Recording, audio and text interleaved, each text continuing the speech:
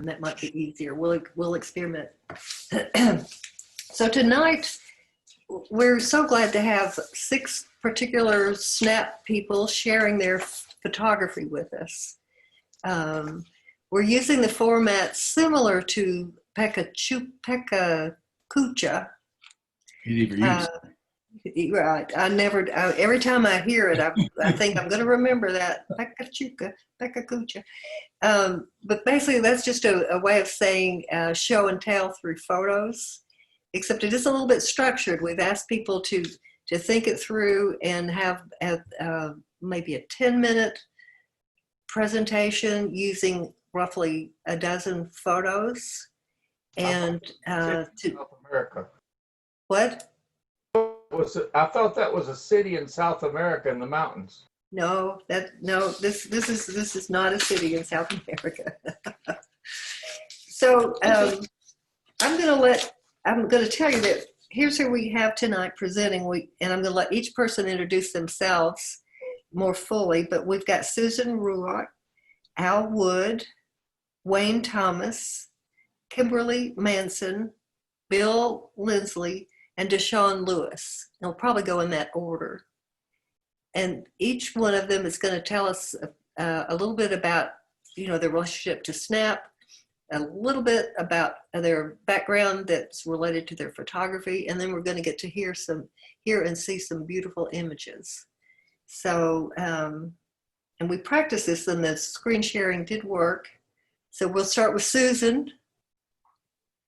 Welcome, Susan. Thank you for doing this. Thank you. Thank you for the opportunity. I'm going to go to screen sharing and pull up the first image.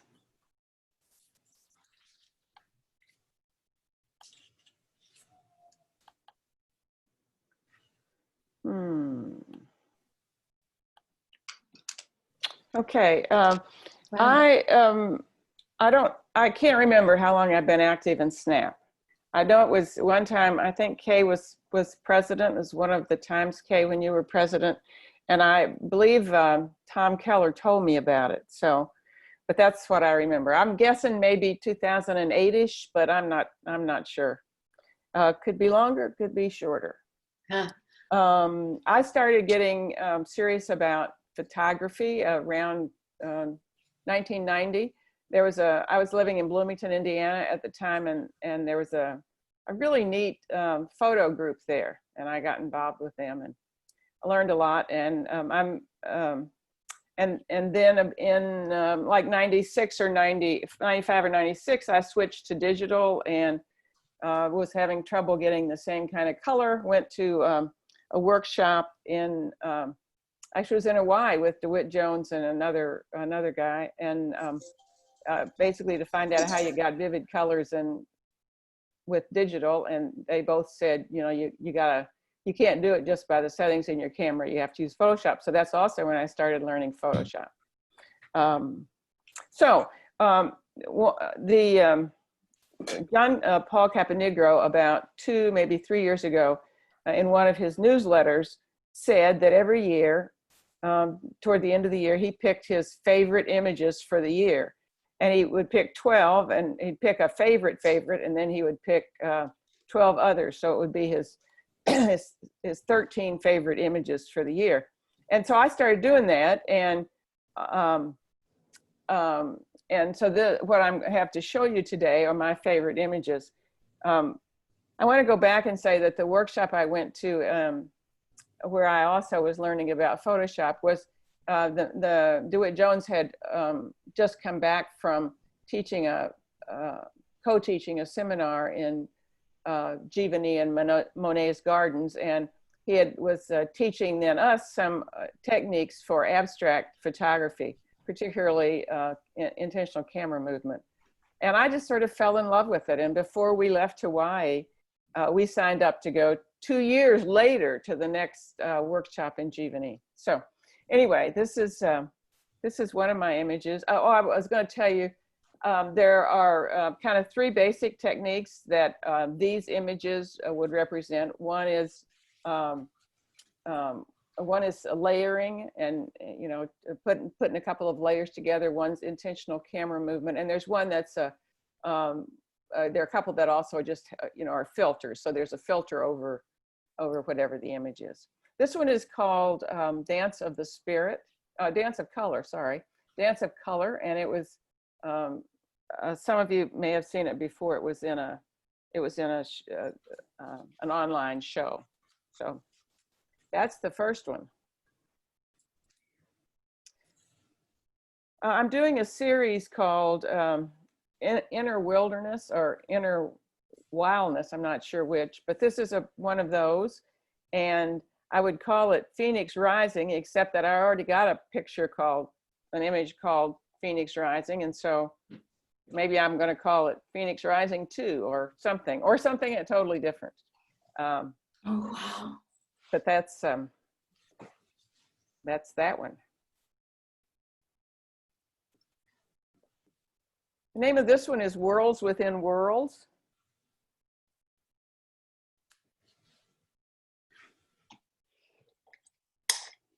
The other thing is I find that when I pick the 12 images, sometimes after a little while, one or maybe two will fall out of favor. And then I go on to something else. And I had one that fell out of favor, which you will not see tonight, but I'll tell you when we get to the one that's a substitute. This one is also from the Inner Wilderness series, and its name is, it has two names. One is Inner Wilderness number 3, and the other is Cosmic Energy.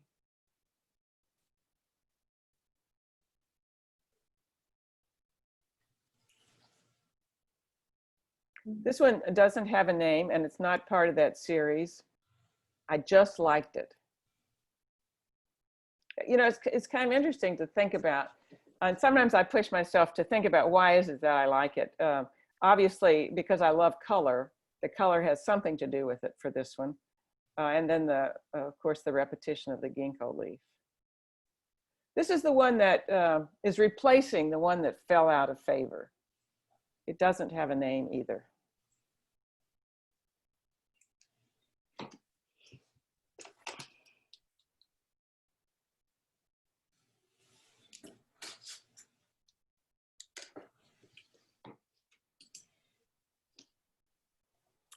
Again, it does not yet have a name. You might be interested to know that it's that Van de Graaff generator from the Adventure Science Center.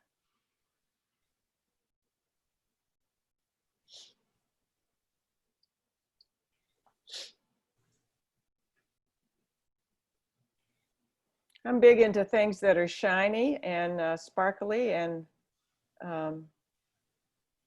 here again, I liked it. I went to a workshop in the fall with a woman that does a lot of flowers and a lot of layering, Donna Eaton, and I went really to learn more about doing some of the layering, and but while I was there, I thought, well, I might as well learn about layering with flowers too. So out of that workshop came this particular image. I gave it a name, but I don't like it, so I won't tell you what it is.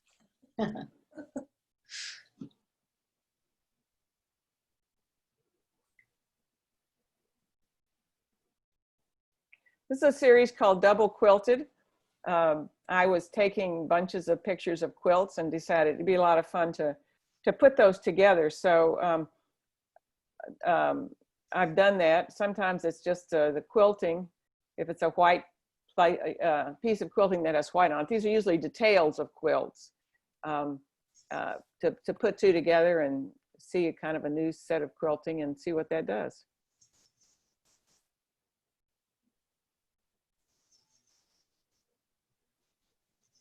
A part of the Inner Wilderness series. It's got also two names. It's Inner Wilderness 1, and it's also called My Inner Fire.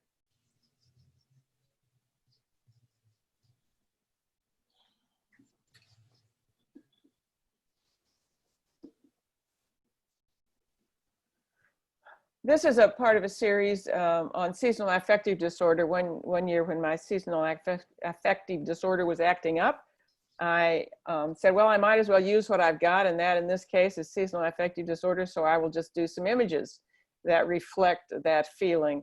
And the name of it is Light and Darkness, saying that even in the midst of it, for me, at least at times, there are kind of points of light. So that's my 12. Oh, Susan, Yes. that is beautiful. And the timer did not go off, and I see a couple of questions here for you. So Okay. yeah, you have 2.5 minutes left. Okay. In your allotted time, not that we're strict about this. But one question is how important the title of or the name that you give an image, how important is that? And I think related to that is a separate question, but I believe it's related to it. Can you talk a little bit about your source of inspiration for your images? The first one, how important is the title? You know, I've gone back and forth about that. There's a one school of thinking that is you want the person who's viewing the image to have the freedom to come up with whatever they come up with. And the other one is, you know, you can give them a little help. They're going to see in it what they want to see in it anyway, but you can give them a little bit of help about what you were thinking. So sometimes I do and sometimes I don't. I think it does give people a little help, at least of the photographer, what the photographer is feeling in relationship to the image. But I also understand about, you know, giving folks the freedom to respond the way that that's useful to them. And my source of inspiration, what I usually do is play. I take images, and sometimes I'll use, I'll do some intentional camera movement or use, filters or layers or whatever. And it's just, it's just kind of playing around with it. And, I may see an image and say, oh, that would be really interesting if you put it with that. And I had one the other day that I did that with. I tried 3 different putting it's with and didn't like any of them. And then the next one I did, after I cropped it a couple of times and moved some stuff around, it's like, yeah, I really like that. So I think it's from seeing photographs and from seeing my own photographs and what is speaking to me at the moment. And then pushing myself. I think the other thing is when I like an image, to push myself and say, why is it that you like it, Susan? And maybe it's a feeling, or, it's like, what's the feeling that it brings? But to really interact with the image more than I sometimes do. It's like, one of the things we want in an exhibit is we want folks to stop and look at our image for more than 2 seconds. And so anytime something will do that for me meets the criteria. Thank you. Appreciate, as I said, appreciate the opportunity. Gosh. Susan, thank you. All right, so we're learning how to do the timer. Is that the timer? That's the timer. So when people hear that, they know their time's up. Well, that's subtle, sort of. Very subtle. I've confessed to everyone that I get so involved in these conversations that I forget to look at the time. I forget when they started, and so this is to keep us on track. So thank you, Susan. That was beautiful, and we look forward to seeing those again on the rerun of the recording. Al Wood, are you ready? We'll know in a minute. Moment of truth.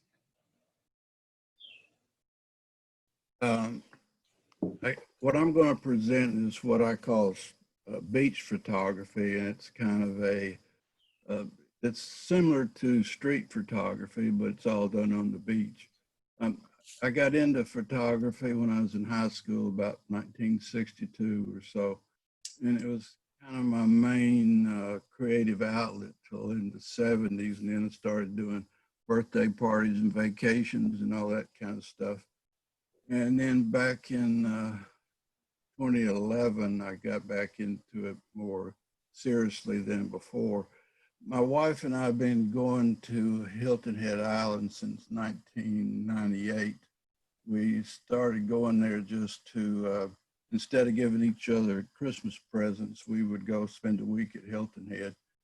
And then when we both retired, we escalated to 2 months. So we're there January and February. And when Emily sent out the email about this program, I was in the process of selecting images from all the years that we'd been in there. I was really working with digital images, so that was from 2004 to 2020. Ended this last February.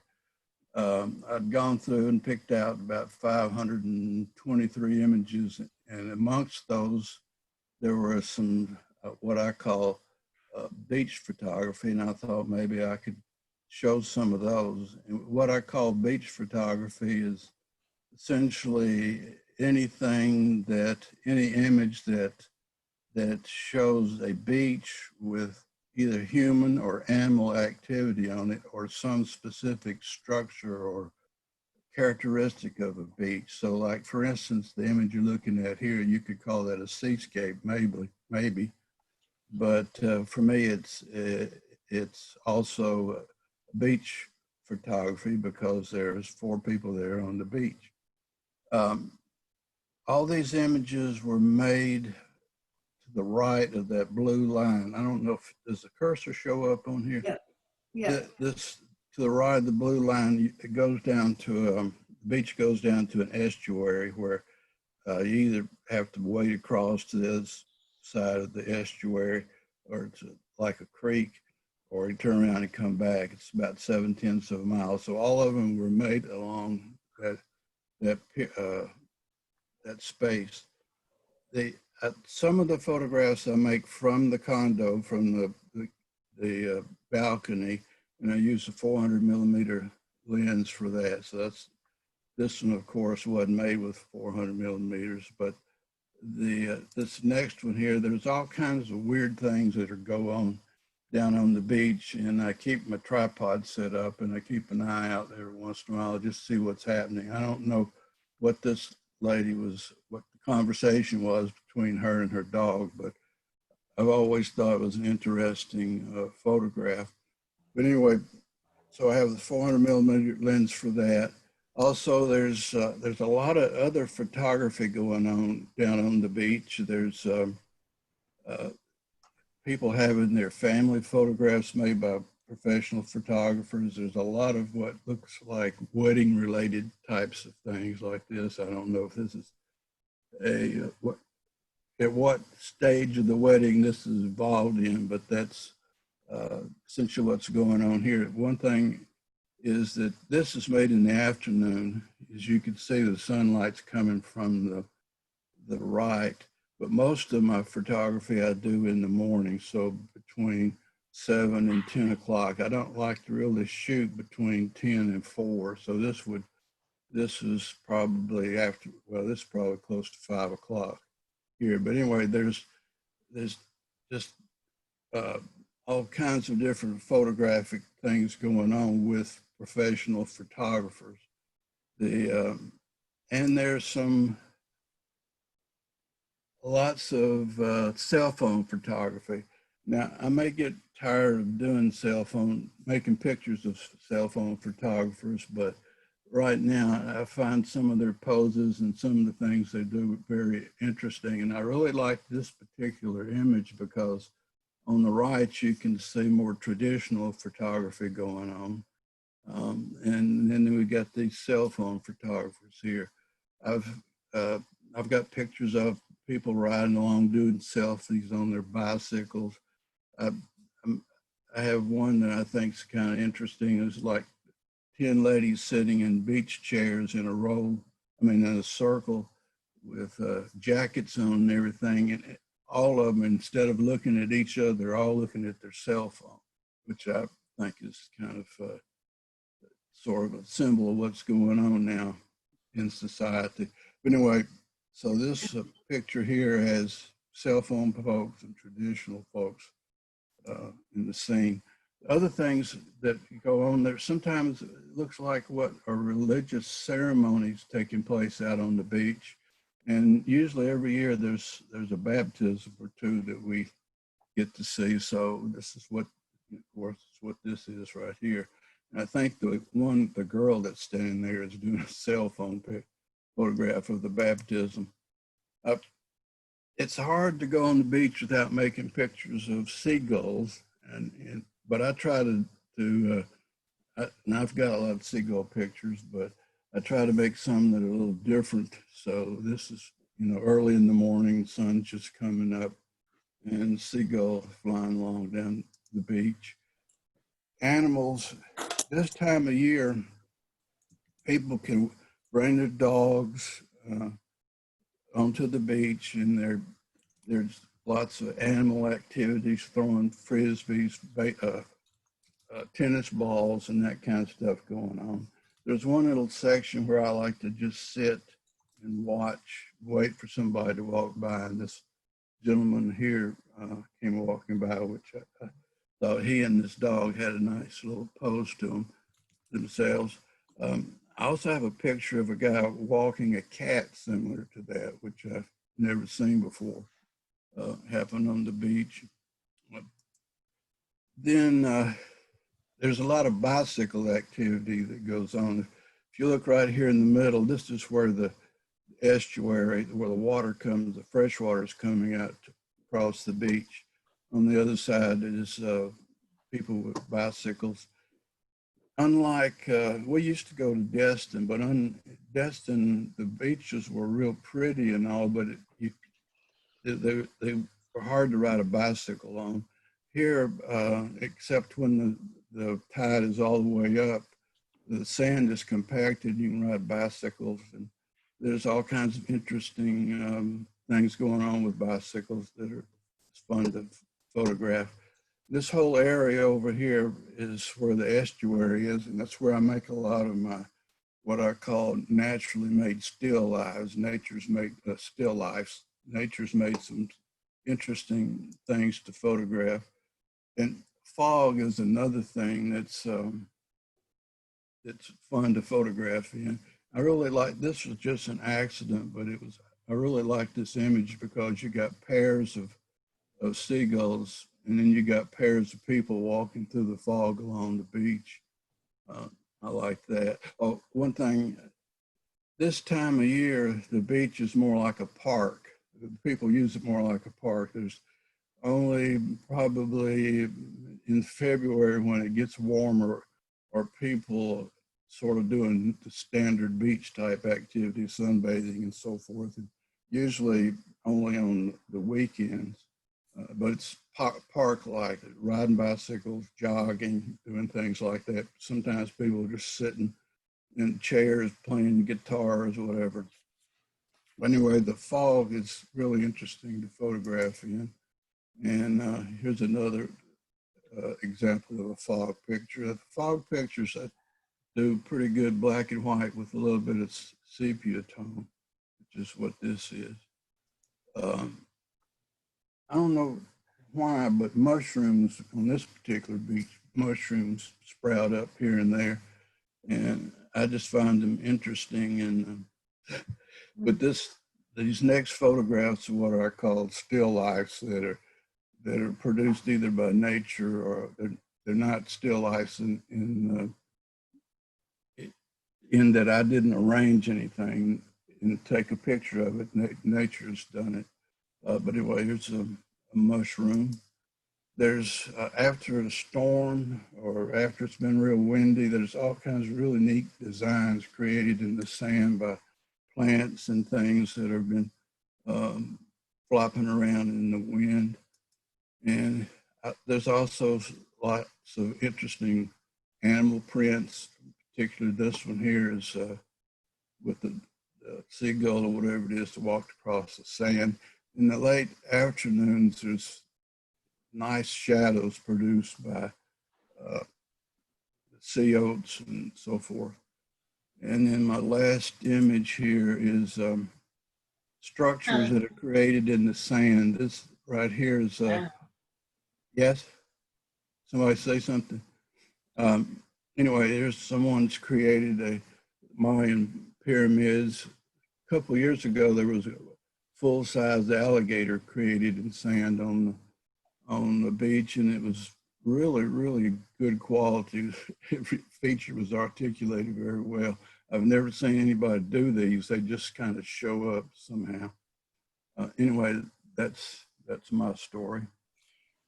Beautiful. Thank you, Al. And experimenting with the timer, you concluded exactly when the timer would have gone off if I didn't have it on mute. There are a couple of quick questions here. One philosophical question that I think probably applies to everybody in all of our photography, and we can all ponder on what the potential for these images are in addition to or other than our own creative self-satisfaction. That'd be hard to answer in 15 seconds, but two quick questions.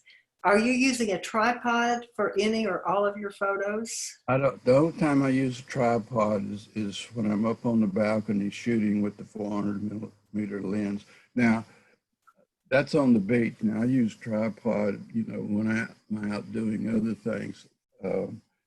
I go to various historical sites and so forth around it, primarily what's Beaufort County, which is where Hilton Head is and where Beaufort, the little town of Beaufort is. And then I go over to Savannah to do some street photography. But when I'm walking, I don't have the tripod. And also I use my LCD as a waist level finder. I just, it's, to me, you're not as obviously walking around making pictures if you got your camera at your waist versus up around your eyes. Thank you. I see that we're running short of time. We may not be able to do Q&A on each of these presentations. We want to make sure we have a chance to hear from everybody. Next up is Wayne Thomas. Are you ready, Wayne? I guess you have to stop sharing, maybe, Al. I don't know.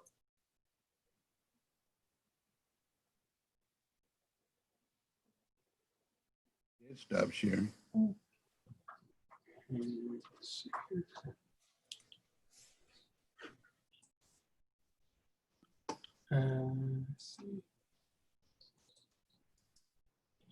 Can you all see that? Not yet. Yeah. Okay. Let's see.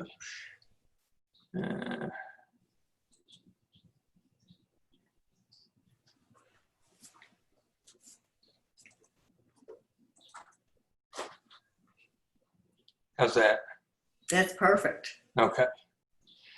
And so I've been a SNAP member for a little bit over a year now, something like that. So I'm kind of a newbie. I've started shooting pictures seriously when I was in college back in the late 70s. I did a junior year abroad and took my parents' Minolta SRT 201 over with me. And there was a dark room in the basement of our dorm. So that's sort of how I got started in photography. And then I came back, graduated from college, and then some friends of mine and I met up in Kansas City and built a raft and floated down the Missouri and Mississippi rivers to New Orleans. And I was invited because I was to be the photographer. So those two experiences sort of got me started in my photography experience. And so when I got back from the raft trip, I started to work at it was a custom black and white lab that was right off of Elliston Street here in Nashville. It was called Image Custom Lab. And we just did black and white film, black and white prints, and black and white copy negatives. And that's all we did. The lab was owned by a photographer for the Tennessean. His name was Jimmy Ellis. And so one day I was showing him my work, which at that time consisted almost exclusively of architectural photography and landscapes. And he said, you need to go out and take more pictures of people, because nothing interests people more than other people. So he had just finished an assignment with a Tennessean reporter named let's see, his name was let's see here, Jerry Thompson, and they went underground, and Jerry Thompson became a member of the Klan as an underground reporter, and wrote a whole series of articles. This was in the early 80s, called My Life in the Klan.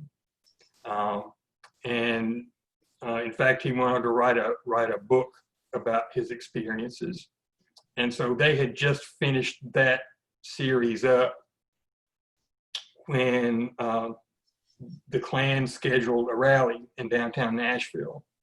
And Jimmy said, you need to go down Saturday morning and take some pictures so you get some good experience. And it'll take you outside of your comfort zone, which is what you need to do. And it definitely did that. So that's all these pictures were taken that morning it was a Saturday morning, and I think it was 1982, if I'm not mistaken. That's what these were from. I think I was shooting with my old Nikon FTN. I think I had a 300 millimeter lens, and that's what most of these were shot with. And these were all shot on Tri-X film. So this is the beginning of the rally. People are arriving and getting outfitted in their outfits. And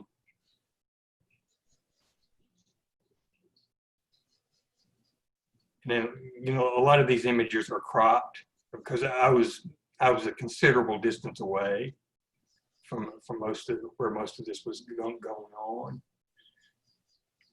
This was back when there weren't a lot of people in downtown Nashville on the weekend. So it was basically these guys and some police and a few reporters and me.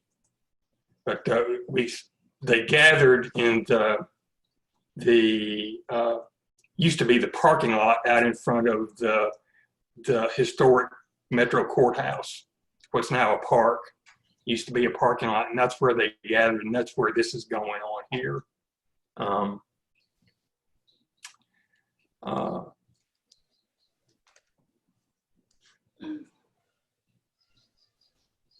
One of the things I've had difficulty with these images is how do you shoot and render white sheets shot on a cloudy day, and it's not easy.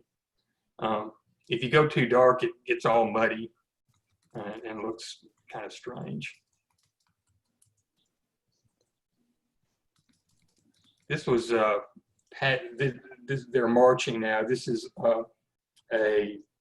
passing a fire station back on the north side of the old courthouse, and the firemen came out to watch the show. Basically, watch the people come by.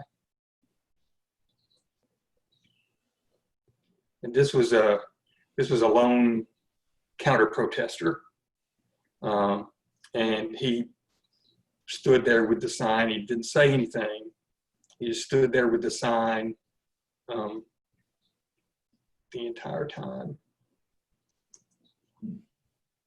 And then this is anyone that grew up in Nashville around this time may remember this fella. His name is Mel Perry.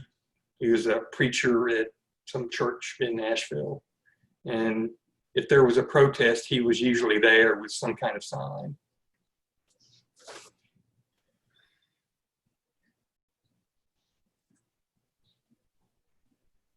And then this is I believe this is a security person.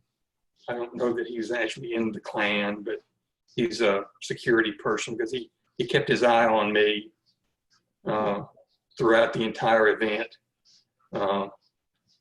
With his steely gaze. I don't think that he thought I was a threat, but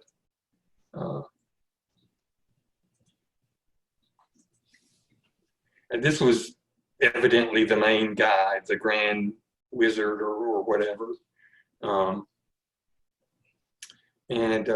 Interesting, this image and this image were actually cropped from the same negative. You can kind of see this fella here is this guy here. I just thought it was more interesting in two separate images than in one.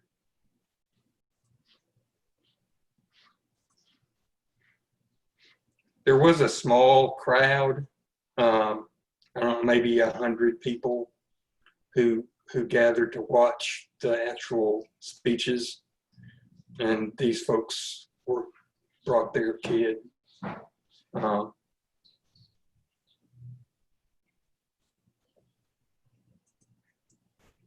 then I call this one Klansplaining. That's the there were quite a few women there. It wasn't 50%, but I'd say maybe a third women. They did not bring children with them, fortunately. The Klan members did not, but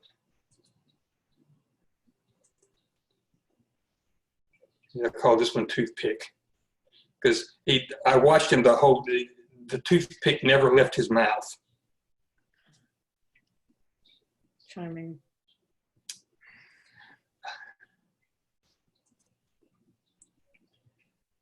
And I guess they always do a prayer. I think this was before the speeching started.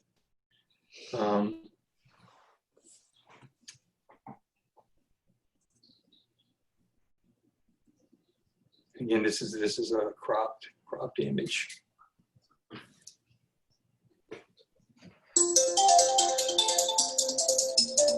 And then this is the last image here. This is actually a hearse that they use to carry around their equipment and their outfits and their microphones. So I guess that's all I have. Wow, Wayne. Fascinating. Absolutely fascinating. Thank you. Yeah, good work. Timely too. One question is, it might be hard to answer in 25 words or less, but how did it feel being there? What was the atmosphere like? Well, I did not feel personally threatened, but then I'm white. So, and then the other thing is, like I said, there was hardly anybody else there. There were, like I said, maybe 100 people. So it was almost like I felt like they were almost glad I was there because somebody was paying attention to them.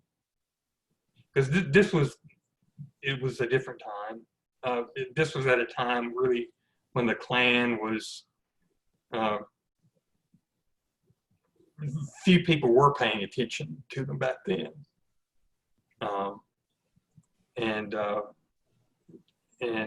So I think they liked the fact that there was somebody there taking pictures of them because that's what that was for. They were putting on a show. to terrorize people. So in a sense, I was kind of helping them do their work. Well, in a sense, I mean, that's a long discussion too, but in another sense, you were showing them for who they were. Mm-hmm. Yeah, I thought it was interesting when you zoom in, when you get in close on their faces. I mean, they're your neighbors, and they're your brothers-in-law, and they're your,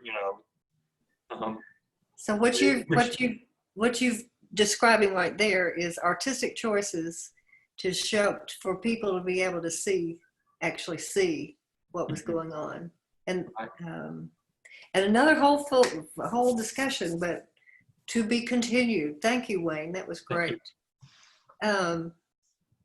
Let's see, Kimberly Manson, are you ready? I guess so. And I think, Wayne, you have to unshare or Yeah, something, maybe. sure. Stop share. I love the titles too. Clansplaining, Toothpick, those were great titles. Let me get my photos together real quick.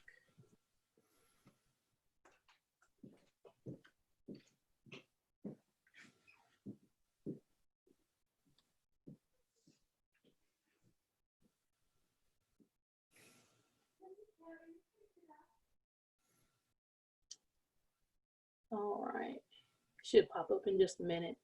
But thank you for the opportunity to actually speak and show some photographs. Did anything come up? Nothing yet. I can't see it either. Let's see. Let me try one more time. I've been with Part of Snap for maybe like a year and a half, possibly. It hasn't been that long. I'm fairly new.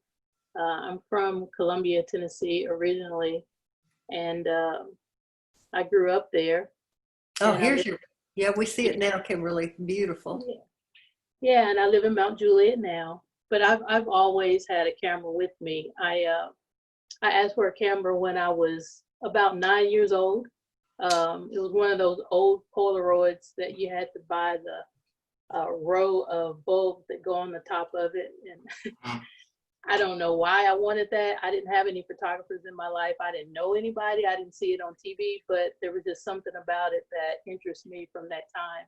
And so from there, I went to, the 35 millimeter cameras, the little 110 cameras, the little point and shoot 35 millimeter cameras, and so on. But I never had a chance to get a SLR 35 millimeter. But I guess maybe 15 years ago, my husband finally bought me a DSLR, a Nikon. And I didn't really use it that much because it was too big to carry around with me. So it was just sitting here.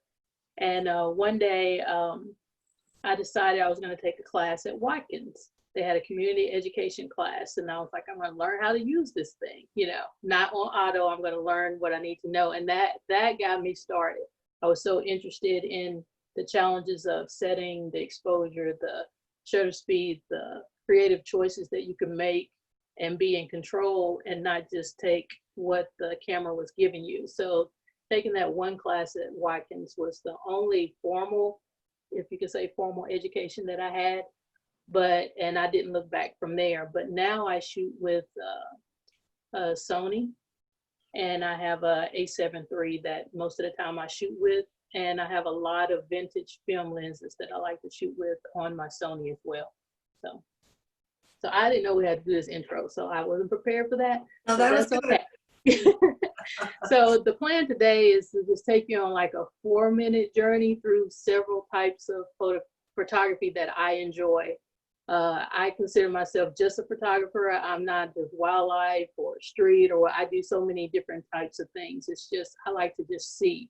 So the first 3 photographs are examples of what I do most. I don't share them often because usually they're either very personal to me or either to the people in the photograph. This one is actually my daughter and my mother. She was playing checkers, and with my mother, she had dementia. And my daughter was just being funny, mocking my mom with her hand up. So usually there's a lot of, when my daughter sees this, it brings back a lot of memories. So most of my photographs either bring back memories for either me or the people in the photographs. And this is another just moment between them that was just there for a second, and it just struck me, and I just had to take a photograph. So, and it's very special to my daughter as well. And that's kind of what I like to do, is just capture special moments that whenever somebody looks at it, she could probably tell you what was going on that day. It just brings back all the memories and feelings that she had. So when that happens, I feel like I've done my job. So that's what I like to do most. A lot of the photographs that I take, I know they're not always technically perfect or even good by some standards, but usually they are priceless to the people that are in them or care about them. A lot of times the photographs that I take are just, I see it at that moment, and that moment's there for a second and it's gone. This was actually taken at a baby shower, and there were tons of people all around, everywhere, and that kind of tells you why the angle is the way it is to get this shot and this special moment between this grandmother and her granddaughter. And the thing that I enjoy is that when they see this and they say, "You took this here?" Because they know they were there and so much was going on just to the left and just to the right, and there's 70 people all around, but in this photograph it doesn't look like that. So that's one of the things that I enjoy doing as well. That's a spectacular photo. Yeah. Thank you. And I have to jump in before you go any further and say, you may think you're just capturing moments that are personal, but each one you've shown us so far is universal. Right. People can relate to. Awesome. True. You know, because I know so much about them, I don't really know how others take them. So, Yeah. you know, Yeah. it's good to hear. It's good to hear. Yeah. And what's funny about this too is this baby, she usually cried when she was with her grandmother. And it was one of the first times that she really opened up to her grandmother and didn't cry and want to get away. So it was a special moment to the grandmother and to her parents. And this child is a little older now, so I think it might mean something to the child when she sees it later too. Mm-hmm. All right, so we're going to switch it up a little bit. Whoa. I actually started allowing myself to take photographs of just whatever catches my attention, even if that means taking a quick detour off the highway while I'm on a lunch break and stopping to take this shot and trying to get back to work on time. So I know you've all seen a shot as you're driving, and then you're like, "Oh, I wish I could get that." And so basically that's what I did with this one. I was on my way back from lunch one day, and I was on Bradley Parkway. I know you all guys all know the gold building over there. Right.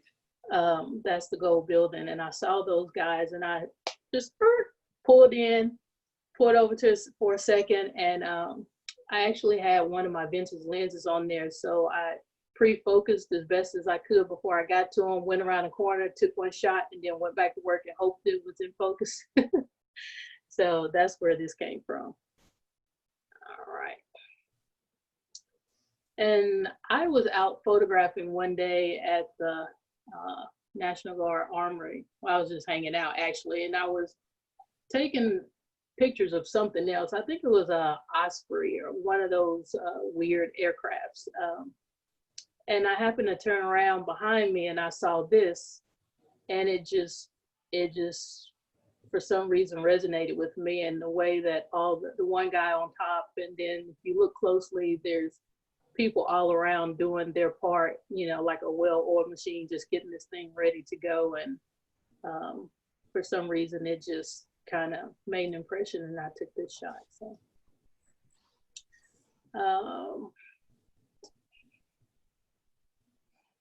next, I do take pictures of static subjects on occasion. In these instances, I really find it interesting I know what I'm seeing, but then how will the camera see this? So it's really fun to play around with the choices that you have. Do I want to make it look as close to what I see as possible, or do I want to use the tools that I have to make some creative rendition of it? Like I said, I grew up in Columbia, Tennessee, and I didn't get to travel that much. So the idea of going through a forest always kind of amazed me. And the last time that my husband and I came back from Florida, we had been to Fort Walton Beach. And it was like some forest this way. I was like, turn down this road. So he stopped. He's used to doing that for me. So he turned and I got out and I'm standing in front of all these trees. And it was kind of eerie because it's a little dirt road. And I think I've watched, Jurassic Park too often. I didn't know what was going to come out of this line of trees, but it was kind of fun. Here's another, I noticed I kind of have a thing for trees. But as I was looking through my photographs, this is just one that I was taking a walk. Sometimes I go on nature trails in the local state parks that we have. Just a way to distress, and I take my camera with me. And sometimes you just see something that you see texture, you notice that, oh, it would be good in black and white. I just gotta take a close up of this and see what happens. So that's pretty much how I ended up with this one. And again, I was taking a walk one day. I think this might be Long Hunter State Park. And there was this bench there. I probably could do a small series on benches in different areas. I noticed that too. This one just kind of, I always liked it for some reason. I don't know if it kind of reminds me of a movie scene or something, but I'm not sure exactly what it is about it. But I decided to just show you guys some photographs today that for what one reason or another, they just speak to me. So just share what I like. All right. So this is another kind of love that I have. First of all, I love animals, all kinds of animals. That's just one of my passions. If I could spend all day with a bunch of animals, I would be just happy. But sometimes I challenge myself to just get a clear, simplistic photograph when there's lots of chaos around. Just outside the edges of this shot, there's a lot of other stuff going on. So it was a challenge for me to get some type of shot that was minimalistic and still look good. So usually when there's no shot, I try to find one or make one or challenge myself. So that's how this shot came about. This is kind of the same situation, just being minimalistic while I was out on the beach. And in this particular one, I don't know if you guys can see it or not, but depending on how you look at it, it changes. It has kind of an illusion to it. Sometimes I look at it, it looks like the foot is coming out of the sand. And sometimes it looks like you stepped and you made the footprint. So it's one of those that I just kind of liked and reminds me of my walks on the beach. And from the minimalistic approach, we go to just a candid shot on the street. Like I said before, I just love animals. And when this horse turned around and looked at me, I just had to take a shot, even though the light was about to change and I had like 1 second to get the shot. So most of these shots were taken just on the spur of the moment. I didn't have a lot of time to set up the shot or placement. You just have to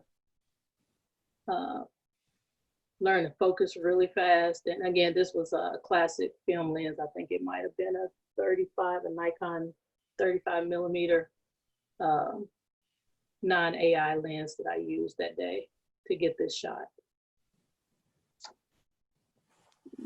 Okay, and then the last shot that I'll leave you with still makes me wonder what these guys were up to, because they all stopped, looked at me and froze. And then I took the picture. This kind of makes me laugh, but as you can see, most of the pictures that I take, they're not planned. They're very much reactive. And I love the challenge of it, you know, chasing or sometimes just stumbling upon the right moment. And if you don't get it, it's lost forever. One of those shots that you can't make up, you can't go back and get it, you can't change anything. And sometimes you have to make that choice, either miss the shot or take it. And even if there's something distracting in the shot, you know, which is more important. So I just decided I let myself take the moment and just deal with the distractions, because in life there are distractions. So I leave them in my shot. But that's pretty much all I have. Thank you. Wow, Kimberly, thank you. It seems like the shots together with what you're talking about, a lot of this, y'all may see things differently, kind of fits in with the Zen camera book that we read last summer, where you are being in the moment and using your camera and capturing it. And what a great range of photos you've come up with from that. Thank you. Thank you.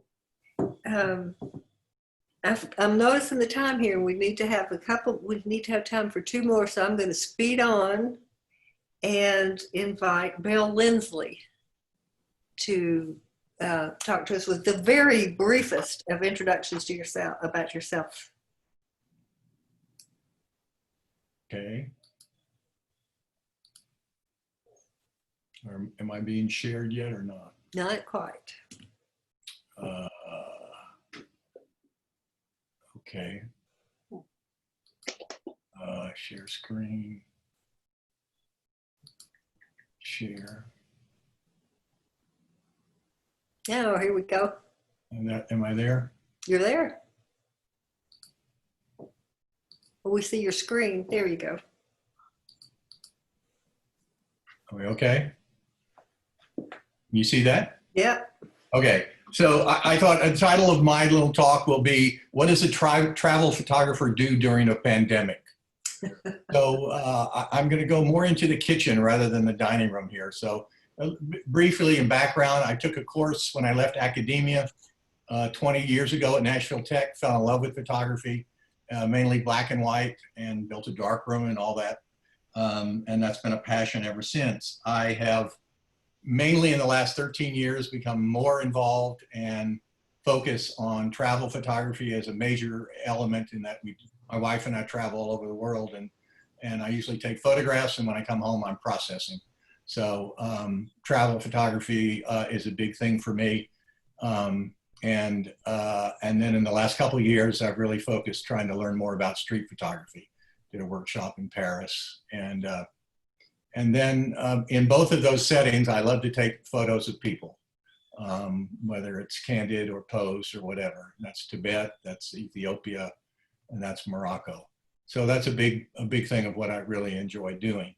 And several years ago, I built two websites, Bill Lindsley Photography, and these are grouped in 15 categories such as travel, people, black and white photography, etc.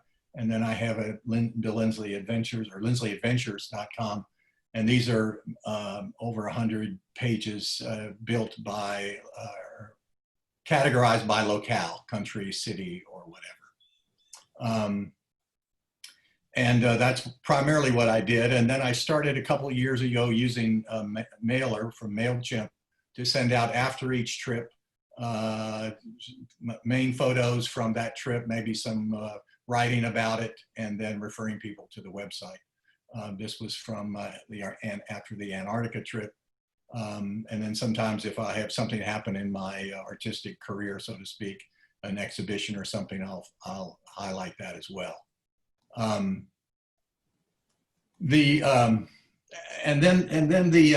Excuse me, back up. So then the pandemic hit. So what do I do now? So I got all these images, and what am I going to do with myself? So the first thing I decided to do was to make some books. I made a children's book from my travels to Kenya. I have 11 grandchildren and siblings with grandkids and family, extended family, so forth. So I created a children's book that's meant to be readable and then interactive. And I have to say that FaceTiming with my granddaughter, who's 8, as she read this book to me, it brought tears to my eyes, and it was an artistic highlight for me emotionally. But anyway, that's something I really enjoy. Then I created another book, basically pictures of saguaro cactus. It struck me when I lived in Arizona for a little while that they're all the same species, but they're all different and in different ways. And so it's sort of the theme is we're all different, but we're all the same. Sort of it's both adult and children's. And then I did something I'd never done before, and that is set the camera onto video. I've never even taken a video on my camera. We have a 1.5-year-old granddaughter, and we couldn't go see her in Arizona. So my wife and I created these little YouTube videos using snapshots from my animals in Kenya. She's the narrator, and I'm the puppeteer there on the right. We've done a couple of those, and so that's been a kind of fun experience. And then I decided, what else could I do? And so I started this mailer, again, using MailChimp, and turned out I'm committed to do it every day. And so every day now for the last 3 months, I have sent out this mailer to my audience, if you will, inspired by something I've read in the newspaper that's current, or a song that I've heard, or actually the photos themselves, and gone back in the other way. This was an article about how in USA Today, how the drinking in Ireland has gone up from the pandemic, because of the pandemic. A big surprise. So anyway, so I wrote something about that, clicked to the article, and then had photos that I took when I was in Ireland. This song inspired me about my wife that I'm partnering with here during the pandemic at home, and in that experience. And so I have a click through for the song. And then I had these photos taken around the world with my wife, interacting with beaches and animals and so forth. Another theme was working together. And so I used the example of the bubble net feeding among the humpback whales in Alaska, and a quote from Mother Teresa, and then photos from those whales doing that, which was phenomenal. Pride was canceled here, as it has been around the country. And so I wanted to highlight that. And so I did that, and with some quotes. And this is a typical format, something written from me, 2 or 3 quotes, and maybe a song, as in this from Mandolin Orange, and a video click through. And then photos here from Nashville Pride, Atlanta Pride, New Orleans Pride. And then I did another one on social justice, and I juxtaposed the cemeteries for the wealthy in New Orleans versus the Potter's Field Cemetery in New Orleans, and I did a number of those. I have typically anywhere from 1 photo to 6 or 7 photos is all I'm sending out from my repertoire. This was about grandchildren, reading the stories, and my own personal experience not being able to hug my grandchildren is painful. And so this was about that, and the experience, again, some quotes and some of the articles. State Fair has been canceled, so I wrote a little something about that, and some songs about the State Fair, the county fair. And then these are some photos from different state fairs in Georgia and Tennessee and so forth. A couple days ago, I just did it on the color red. And so I have a number of portraits that have people in red in them. So I had some quotes from Calder and Bill Blass and Taylor Swift, and then click through on the song, Put On Your Red Dress Baby, We're Going Out Tonight. So anyway, that's what I've been working on. I have to say that it has been a journey, a creative exhilaration for me. I shared with the group yesterday, I had my cousin in Lafayette who had the virus, who was in the hospital for a month, nearly died, was on life support. And after he got out, he did get out, thank God, and he wrote me and he said, I can't tell you how much your photos have meant to me. He said, I was so sick, I couldn't even read, but at least I could look at your photos, and I'd look at them throughout the day, and they kept me going. And of course, I just ended up sobbing reading that. So I have to say that even though I get excited about having my photos picked for an exhibition or whatnot, and feedback from people, nothing has touched me near as much in the 25 years I've been doing this as in the last 3 months, just from interacting with people. I had a lovely note from my daughter saying, I've seen sides of you that I haven't ever seen before. So that's been rewarding as well. So it's been a journey. How far I'm going to go with this, again, some days it's a little bit of a drudgery, but most days it's kind of fun to do. And so we'll see where it goes from here, but that's what I've been cooking with my photos. So. Wow. Wow, thank you. And perfect timing. You got right before the crazy alarm goes off. And those connections, you're actively looking back through and connecting with people today with all kinds of not just your photos, but pulling together the text with it. Yeah. So I tell people, I feel like with photography, I found my sight. And in the last 3 months, I've found my voice. So Ah, it's been fun. oh, that's a good. Can we quote you? Anytime. Sight and voice. All right. Well, that leaves wonderful Deshawn's photos. Are you ready, Deshawn? I am. And thank you Great. for calling me wonderful. It makes me feel good. So, I look forward to seeing these. all right, let's see here. Okay.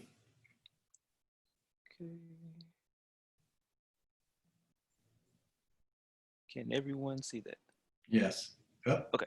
Yeah. So, my name is Deshawn Lewis. I am from Nashville, Tennessee, born and raised. I started out taking pictures with disposable cameras when I was a kid because that's all I could get my hands on. I kind of picked it back up seriously within the past 5 or 6 years. Just going out with friends, shooting random things, just, trying to get better as time went along. What else was I supposed to say, Emily? That's good. That's good. Okay, now I'll start with the A photos. random Nashville photographer. Yeah. Yeah, and pretty much that's what this whole show is, random, because I shoot Good. random All right. things. We love Okay. Randy. This, it was snowing one day, and I looked outside of my screen door. And I was like, "Hey, that looks neat. Let me try to play with that." So what you're seeing is basically the gate outside of my home, Hmm. Oh yeah, there you see it. and the screen, whatever, the screen door, yeah. And then it's like there was fingerprints on them, so you probably can kind of see that and smears and stuff like that. Now it fits. All right, next one. This is at Fort Houston. They've like totally redone that area now, so I don't think it looks like this anymore, but there was a point in time where you could just walk through there and take pictures. So this was one of the pictures I took there. That's in South Nashville, kind of behind where the old Sound Stadium is.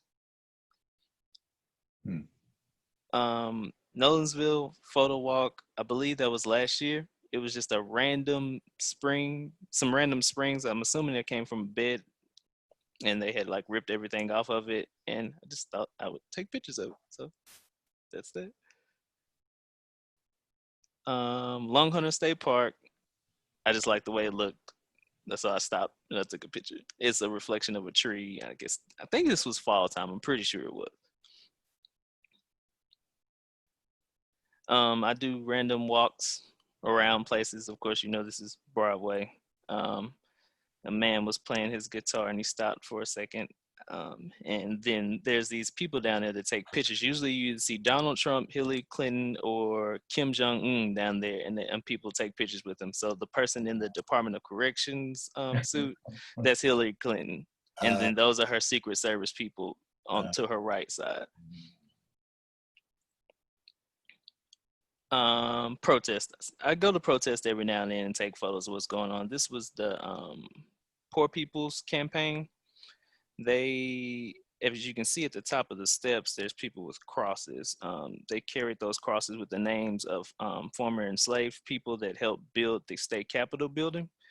And they talked there for a moment, then they walked to the field that is behind the state capitol, kind of in between the state capitol and the Bicentennial Mall. And they planted those into the ground and spray painted built from slave labor on the lawn there.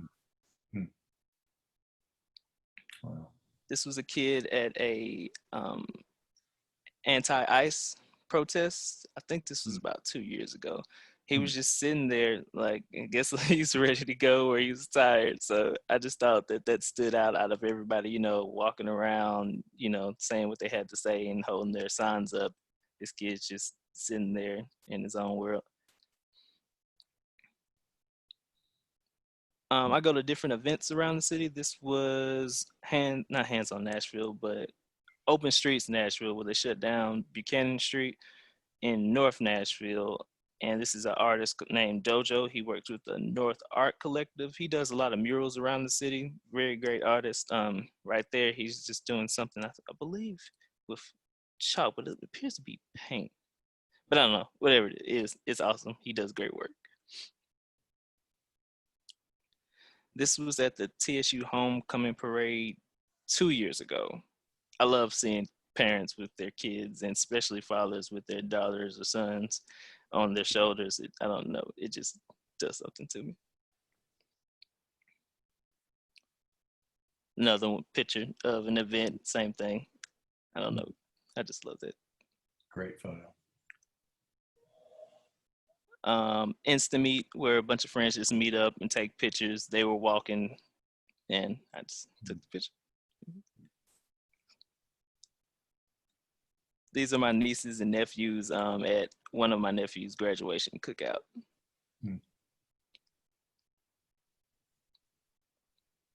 These are my uncles at my younger cousin's birthday party. Just, you know, talking, shooting the you know what. The breeze. There you go. This is my cousin at church, along with another young man doing a praise dance. This was actually shot with my phone, and it was blurry, but I don't know, I just like the way it looked. So I kind of just edited it a little bit, and that's what came out. They won their first playoff game in some odd year, so they were really excited.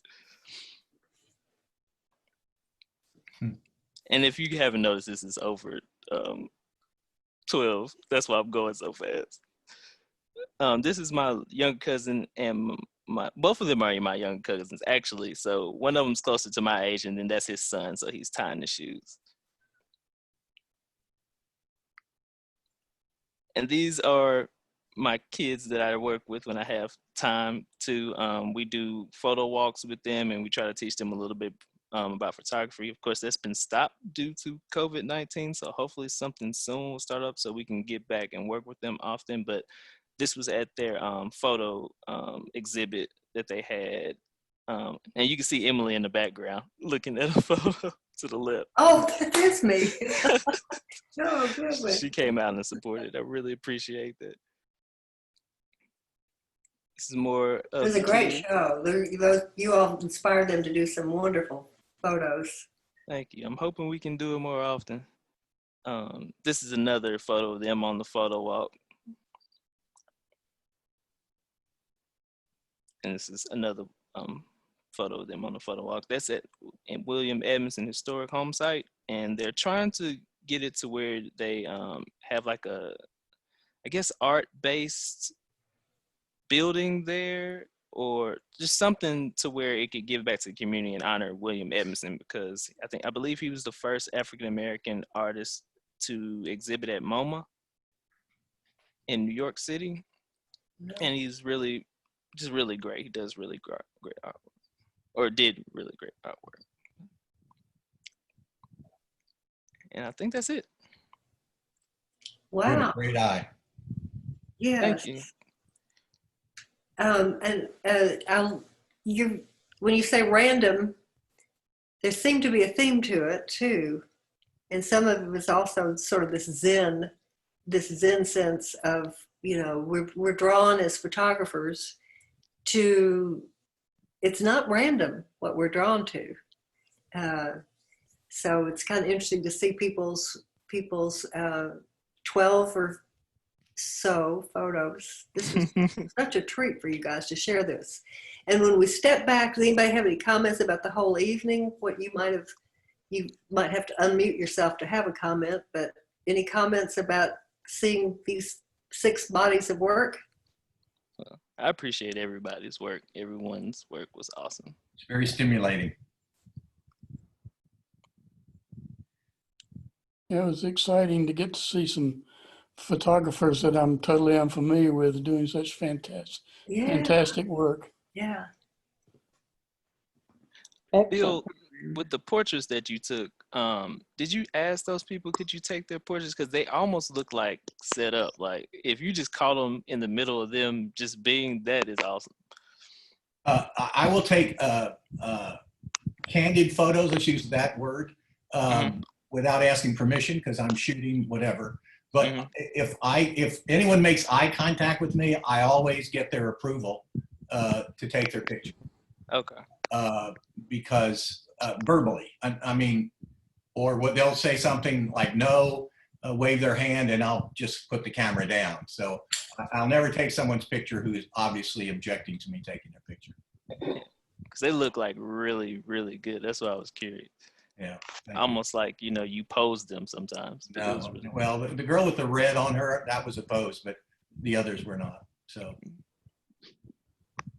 Well, what are we taking away from us after seeing these tonight? Do seeing these photos affect our own practice? I guess I'm asking that because I'm inspired. I want to try to do everything you all did. No. My takeaway is I would really, I hope we do this again. I want to see more people's work. Yeah. Yes. It's yes. really fun to see what draws people's attention. Yeah. This is a great, again, one thing that I've enjoyed is the sort of the byproducts of the pandemic. As bad as it is, there's some good things that have come of it. And I think being able to do this is a great opportunity. We might not have had otherwise. Well, I thank everybody. I'm aware that we're slightly a minute or two or 14 past 8 o'clock. So I will, I guess, sign off, and one of the things I'm hearing is that let's do this again. Yes. Yes. Let's not wait for a pandemic. And we may do this again sooner rather than later. Great. So I thank everybody. It was not an easy thing for you all to do, to pick out your 12 and to get it down to a decent little 10-minute talk. Whetted our appetite to learn more, and we look forward to others of you doing this with us too. So thank you, everybody. Thank you, Emily. All right. Excellent See program. you soon. Bye-bye. Bye. Bye-bye.